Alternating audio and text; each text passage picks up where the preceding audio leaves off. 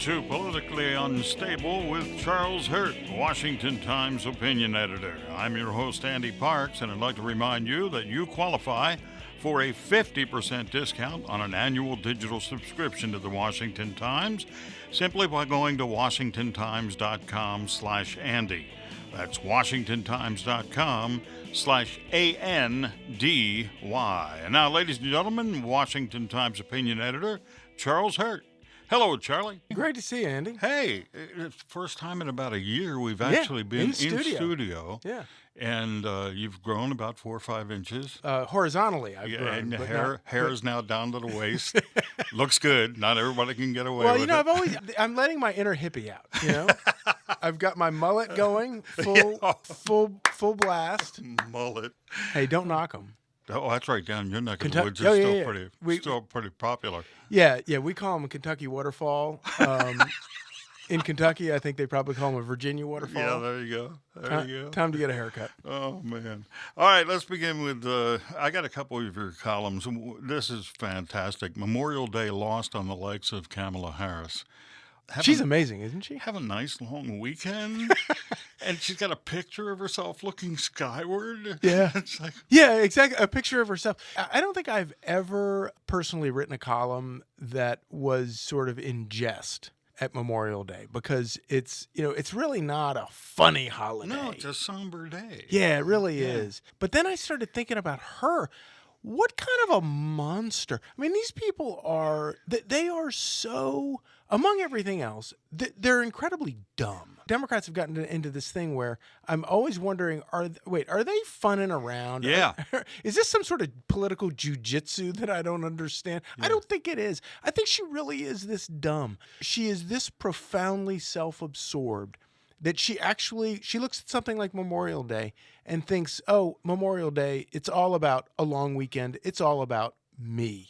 Yeah. It's amazing to think about. In this era of celebrity politicians, and I get it, that's just kind of where we are, you know? You got Kanye West probably could win the presidency if he ran for president. I get it. But she's nothing more than a celebrity. That's what she's trying to be anyway. And of course, remember, everybody attacked Donald Trump for being this celebrity president. Sure.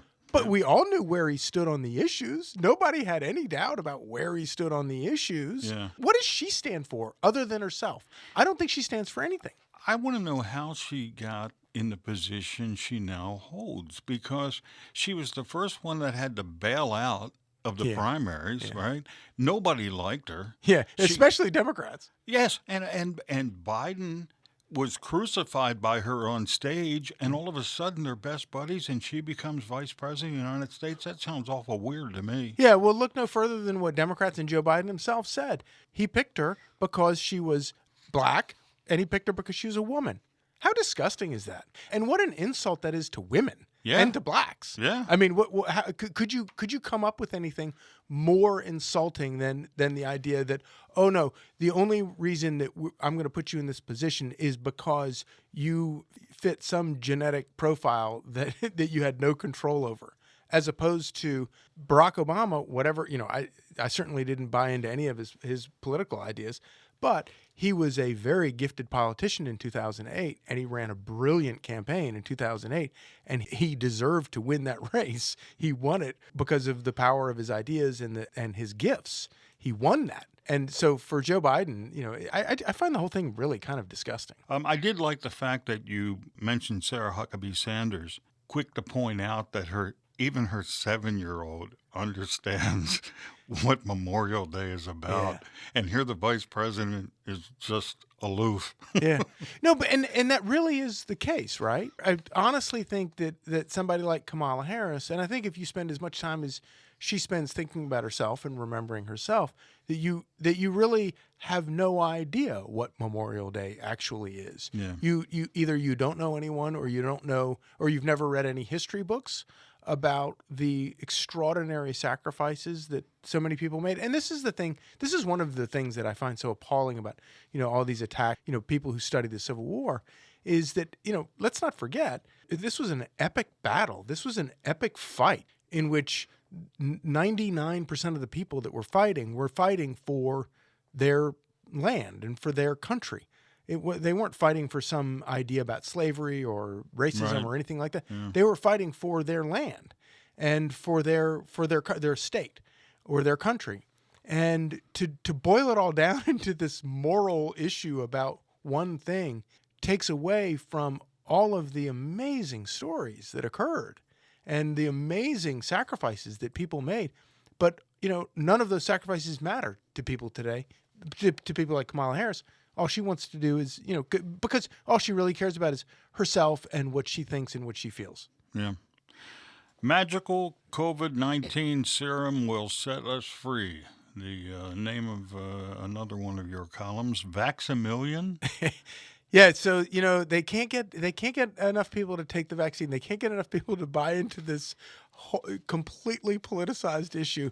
So they're doing they're doing these lotteries, which I really think is really kind of funny. State-run lotteries in states where gambling is illegal, by the way. And what is it they say about the state is always running around making things illegal because they don't want competition, like lotteries. Mm-hmm. They're doing the vaccine lottery. It's sort of amazing. We wouldn't be in the situation of all of this vaccine hesitancy in the first place if these very same people hadn't politicized the whole thing. Yeah. No, it's true. Your chance to win big cash if you take the magic serum. A serum, by the way, that just 6 months ago, these same people were also telling us would kill us. I was about to get to that, in that this was Trump's baby, and because it was evil, and there's no way in the world I'm going to take it. And now we've done a 180 on it. The people who actually supported Trump, a lot of them are going, if the Democrats like this, maybe it's not a good idea. Yeah. Yeah, well, and of course, one of those was Kamala Harris, who said she wouldn't take the vaccine. That's exactly right. And now it's become this moral issue where you're some sort of Neanderthal if you don't buy into it. And of course, this whole thing is the problem with politicizing the thing in the first place. This is what happens when you politicize something that should not be politicized, like a vaccine. It is amazing how when you go back over the past year and a half, and you look at all of the things that, and I will say, Democrats have done this, 100% more than Republicans have, in terms of trying to politicize and just take the lab leak thing. The thing that nobody says right now about the lab leak is, and we reported on the possibility that the virus could have jumped out of the lab. We reported back January of 2020. Bill Gertz had a fine story about this, and it was a very important story. And of course, we were banned by Facebook. The story was disappeared on the internet, but it bears out. It's being completely 100% accurate. 100% true, the questions that he raised in that story. Obviously, at this point, we still don't know for certain where it came from. But no one is talking about is the real reason that all these people work so hard to kill that theory is because Democrats and the media were so intent on blaming the virus on Donald Trump. Mm-hmm. And Donald Trump had a very good argument. Science had a very good argument that actually the real culprit in all this was China. But Democrats in politics and the media, political media, they didn't want there to be any villain in the world for the 2020 election but Donald Trump. And that's why they covered for the murderous, lying, communist Chinese regime during the entire beginning of the pandemic. It's because they didn't want there to be any villain but Donald Trump. Yeah. It's funny you mentioned, because I just read Joe Curl's column today, and it deals specifically with that, how it was a cover-up. Yeah, it was all because of Donald Trump. Had it been anyone else that had a legitimate idea, they probably would have investigated. But in his case, it's Donald Trump. He lies. Yeah, it kind of caught most people sort of flat-footed because it's a pandemic. We don't, there are a lot of questions. We believe in, we're the sort of people who say, well, we need to get together, band together and fight this thing together and, set politics aside. And a lot of people did. Meanwhile, Democrats were like, you could set politics aside all you want. We're going to use this thing to the hilt. And from, day one, when Nancy Pelosi was telling people, accusing Donald Trump of being racist for calling out China for this and telling people to go party it up in Chinatown, she literally told people. I know. That. I want to know, how many people died? How many people did she kill by telling them to go party it up in Chinatown? That would be the question that the media would be asking. If Donald Trump had told people to go out to Chinatown and party it up, we would have entire things, tracking the number of people Donald Trump murdered by telling them to go party it up in Chinatown. Where's that story for Nancy Pelosi? She literally told people at the beginning of the pandemic, and let's also not forget, what was Congress doing the entire time the pandemic was stalking our shores? Going after or actually, Donald Trump. With the stupid impeachment thing that even they knew was not going anywhere. Crazy stuff. All right, now you're back in full swing. You in Washington a lot now, or what's? So I guess I've been coming back for a couple of months. It's interesting. This is amazing how the past, say, 5 months that I've been coming back, I haven't seen it this busy this past week. Like on Capitol Hill and downtown. I don't know, it's because I walk everywhere here. I don't know what traffic is like. Yeah. I gather that traffic is still kind of light right now. Yeah. I haven't had much problem coming in here in the morning, and under normal circumstances, let's say from a year ago or more, I would always get bottled up coming into Northeast Washington. But no, I've been sailing right in. So, but literally just a month ago, it was still a ghost town, and then I've started going back to New York, but New York is still a total ghost town. Although I got totally hustled and shaken down in Times Square about a month ago, so I felt like, okay, New York is back. It's normal. It's like, yeah. We're back to the pre-Rudy Giuliani bad old days in Times Square.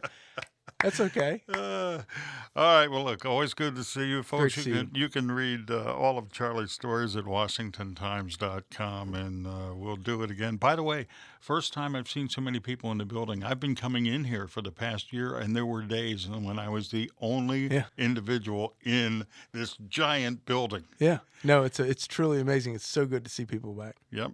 Have a good one. Yeah, you too. Thanks for listening to Politically Unstable with Charlie Hurt. As I said, you can read all of Charlie's columns at WashingtonTimes.com, and while you're there, check out our great selection of podcasts. I'm Andy Parks. Have a great day.